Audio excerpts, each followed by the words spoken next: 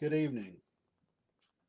I am Pastor Bob Uzzle of the Bethel African Methodist Episcopal Church, Corsicana, Texas. Today is June 25th, 2020. I hope everybody's having a good day. I want to pay tribute to a man today who passed away 35 years ago exactly. His name was Charles Milton. I never knew him personally, but I do know some of his family,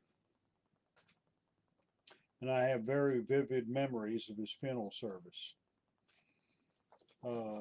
Charles Milton was born on March 15th, 1951, which meant he was 2 months older than me. And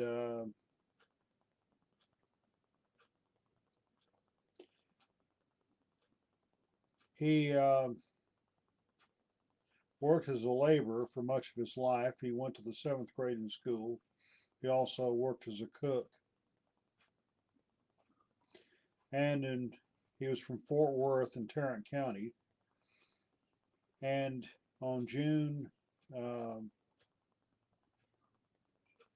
the 24th, I believe, 1977. Let me double check on that.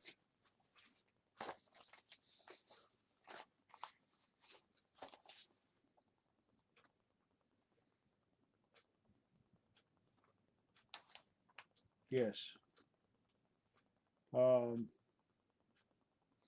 He was arrested for robbery of a liquor store in Fort Worth, which the owner, Menery Denton, was shot and killed. Her husband, Leonard Denton, was wounded in the attack, but he survived to testify against Charles Milton. It's my understanding that Charles, like many others, turned to crime as a result of a drug addiction, and it was shortly before this occurred that he had expressed a desire strongly to become clean. Looks like he was headed in that direction, but unfortunately it didn't happen. He ended up being arrested and sentenced to death. For many years I've been involved in the abolition movement, the movement to end the death penalty. I live in Texas, which is the #1 death penalty state. On December 10th, 1982, I made remarks at the funeral of Charlie Brooks Jr., the first person in history to die by lethal injection. The fact that Charlie Brooks was being the first in history, the first of anything, gets a lot of publicity. And there were a lot of reporters there. It was at the Fort Worth Masjid of Al-Islam, because Charlie had become a Muslim while on death row and changed his name to Sharif Ahmed Abdul Rahim, noble, praiseworthy servant of Allah. But I never met Charlie Brooks. And the family of, I got to know his family pretty well later. But by 1985, executions were becoming much more commonplace and were no longer getting all the attention. I rode with Charles Milton's family to Huntsville and attended his funeral. And at that time, Mark White was governor. The execution took place on June 25th, 1985, and he was the 8th person to die by lethal injection after Texas restarted executions after a period of 18 years of no executions. That happened in 1982. And like Charlie Brooks Jr., Charles Milton was from Fort Worth and converted to Islam while on death row. He adopted the Islamic name Hakim Sabur Rahim. And like other cases, his case went through many rounds of appeals. And uh,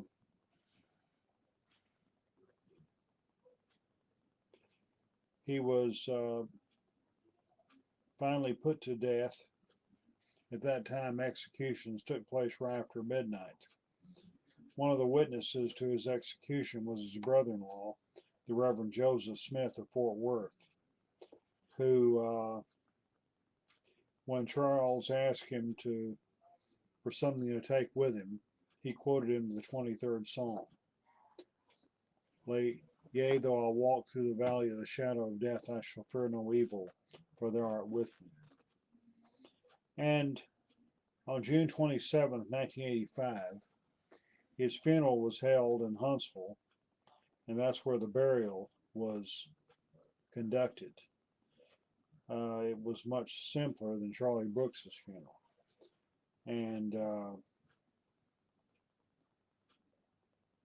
on June 27, 1985, I traveled to Huntsville with the family of Reverend Joseph and Joyce Smith.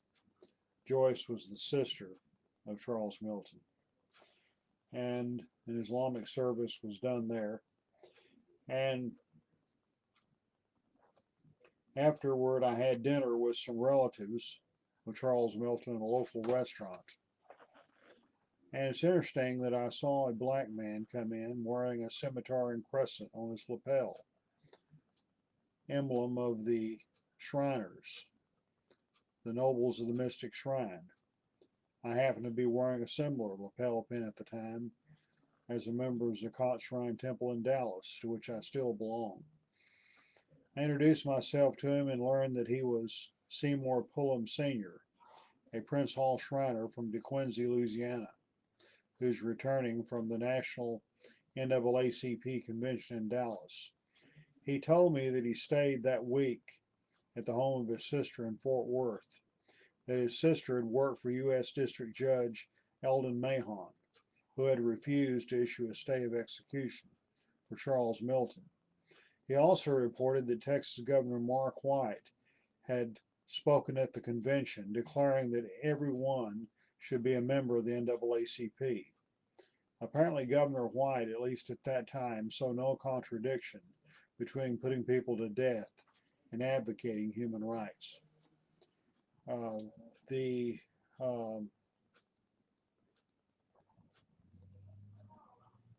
Brother Pullen, by the way, I did some checking a few years back and found that he has since passed away, but he was very well respected in the community in which he lived. We had one telephone conversation about 6 months after we met, and seemed to be a very fine man. And thought it was a small world. Here he was stopping for dinner in Huntsville, Texas, on his way back to DeQuincy, Louisiana, after he had attended the National NAACP convention in Dallas. And I was at the same place, Huntsville, Texas, for the funeral of Charles Milton, who had been executed, and the federal judge for whom Brother Pullum's sister worked, Eldon Mahon, refused to grant a stay of execution. When interviewed by the newspaper, Reverend Joseph Smith said, "We're still giving him a chance, hoping Governor Mark White will come through. His life is in Governor White's hands." Unfortunately, Governor White did not issue a stay of execution, and various other legal challenges failed. And finally, Charles Milton was put to death by lethal injection after midnight on June the 25th of 1985. That's 35 years ago today. And at that time, I was pastor of Macedonia AME Church in Kaufman, where I was living at the time. I was also a social worker at nearby Terrell State Hospital.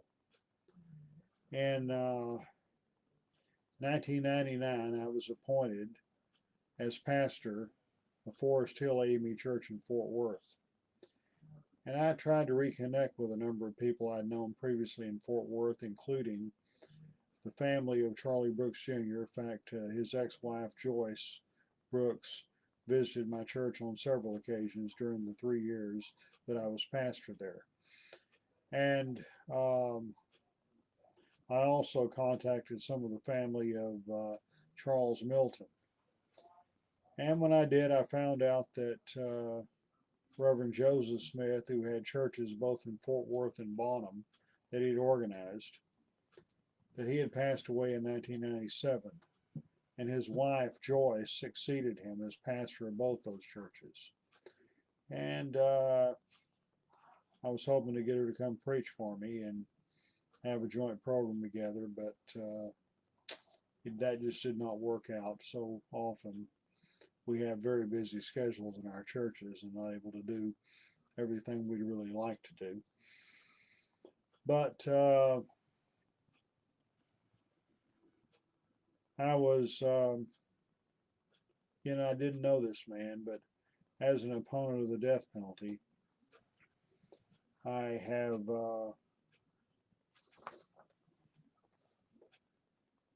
have attended such events like that over the years, and have been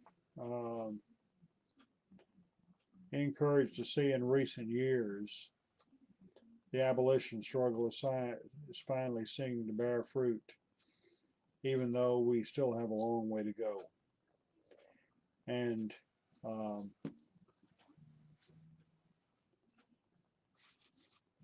Charles Milton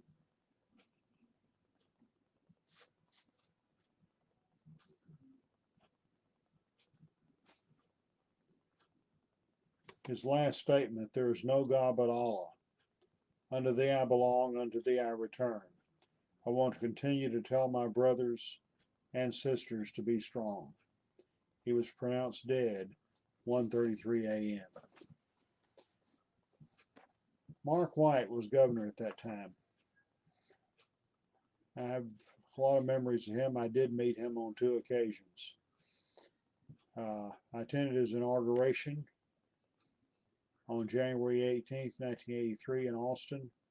Also met him in a memorial service at our mutual alma mater, Baylor University, on December 7th, 1988. And Mark White passed away August 5th, 2017. And I kept up with his career after he left the governor's office. He was elected in 1982, defeated for re-election in 1986, then tried to get back in unsuccessfully in 1990. And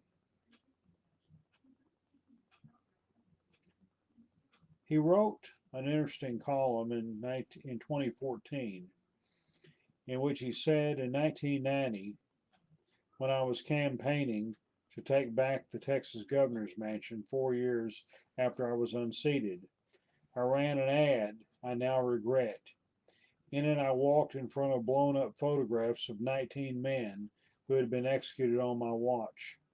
Only a governor can make executions happen, I told the camera. I did, and I will. At that time, executions were conducted shortly after midnight, and on the night of each execution, I made sure I had a direct phone line to the death chamber in Huntsville so that if any last-minute issues arose, we could act. Oftentimes, I would walk outside the Capitol to speak to the protesters who assembled before each execution.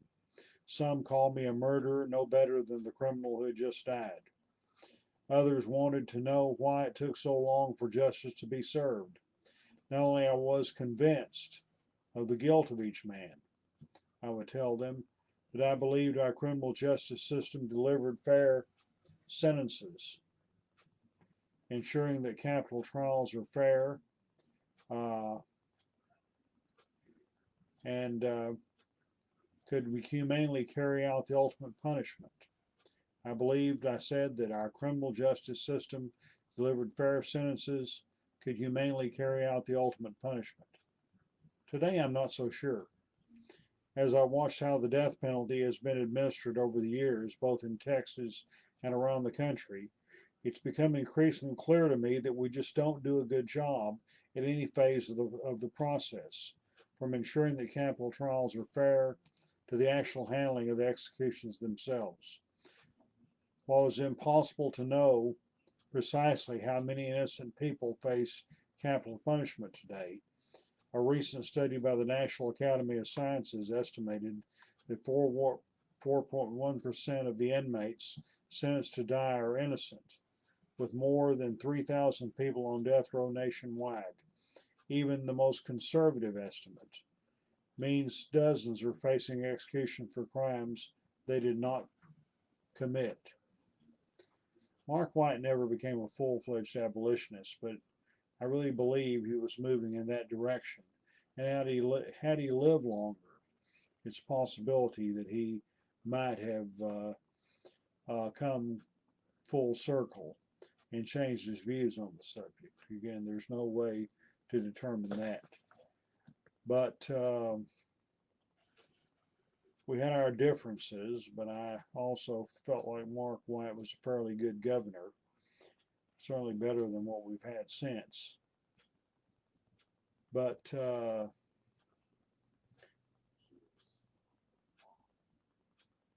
he and I differed on the death penalty.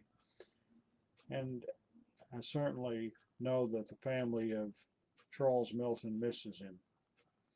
If any of them are listening out there, I hope you enjoyed this video, and I hope God gives you comfort and strength in the memories of your loved one. There's an organization that I've had some contact with, Texas After Violence Project, which deals with families and victims of both murder and capital punishment. So I give tribute to Charles Milton on the 35th anniversary of his death. Have a good evening.